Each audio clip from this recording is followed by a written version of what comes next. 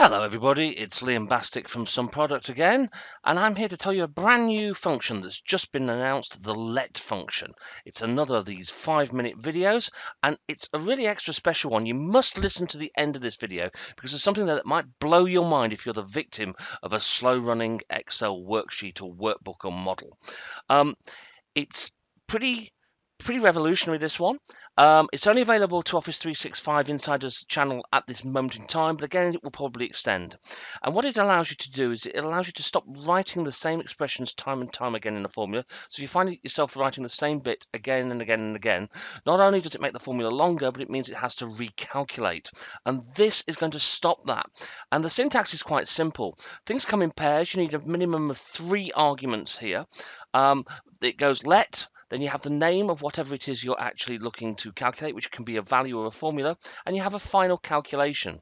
But you can't name more than one actual value. They come in pairs, and they're only specific to the let function. They don't work elsewhere in the workbook. It's not a defined range name here. It's just within the let function. Easiest way to show this? Let's go with an example. And please listen to the end of this one, because something at the end may be really useful for you. To demonstrate let, I'm going to use an example similar to the one that Microsoft showed because I think it's a great way of introducing let. So let's take some data. Here I've got the numbers 1 to 6 and I want to calculate the average. And there it is. And yes, I've used the average function. But the whole point is I want to show you how let works with this. So let's do it with let. So in Insiders Fast in Office 365, which is what you'll need, let, it will capitalize, and you get the screen tips here. It's telling you it wants a name. So we're going to call it sum. And I'm going to make it the sum of these cells here. Then I'm going to go and I'll say, right, I want the count. And I'm going to make that equal to the count of those sums here. So I've defined 2 things, sum and count, as 2 range names, only in the actual let function itself. Then to work out the average, I can actually go in here. If, open brackets, the count it isn't 0, we'll take sum divided by count. Otherwise, we'll put something like NA. And we can close brackets and press enter. And there you have it. I have the average. Now, this is much longer. That's a real improvement, Liam. Yeah, wait and see. Look, I've got here, I've called the sum of B3 to B8 sum. I've called the count of B3 to B8 count. And then I've done this. Now, if I'd done this all without let, then I'd have had to have calculated the count, the sum, the count again, and one more for the if function.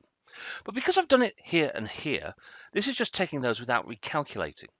So in normal Excel, it will calculate 1, 2, 3, 4 times, and with the let function, it would only calculate 3 times, not 4. It will need to calculate the original sum, the original count, and the sum divided by the count because that's the new equation. See what I mean? It's saving you time here. That's pretty impressive. And also, if I go to the Formulas tab and I go to Name Manager here, you will see they're not in there. Those names are not there. They're just specific to that let function. Now you can go more comprehensive. Here's a more comprehensive one that's in the notes of the resources down below. See below there's a PDF and an Excel file like this one you can download to see it. But it's the same idea where I've defined various parameters and then done a big complicated calculation at the end. Let's take a look at these 2 formulas, which appear to do the same thing when you first look at them. They generate a random number between 1 and 1,000, and then it subtracts itself from itself. So I've got here rand between 1 to 1,000 minus rand between 1 to 1,000, and here I've got the let function, which is defining the rand between 1 and 1,000 and then subtracting it from itself. They don't do the same thing. But take the apostrophe off here. What happens is this recalculates twice. So as I go through that, what will actually happen is as I keep recalculating it, it will keep changing to be a different number. Whereas if I take the apostrophe off this one so it becomes an actual formula, it's always going to be 0 because it only calculates the rand between once, and then that number less itself is always 0. So watch out. Sometimes you want to have a random number that is different in different places, but more often than not, you're going to actually want to speed up your model and have things calculate only as often as they need to. And that's the key concept here. The other great thing as well is let allows you to see the definition of the name there and then without jumping to the definition somewhere else in another cell or the name manager. Yes, the formula may be longer, but the user can hopefully follow it without audit tools, and that's great. Hope you found that video useful. Let's really powerful. Do check out all the resources. Until next time. If you enjoyed it, my name's Liam Bastick. If you didn't, I'm Tim Hay. Thanks.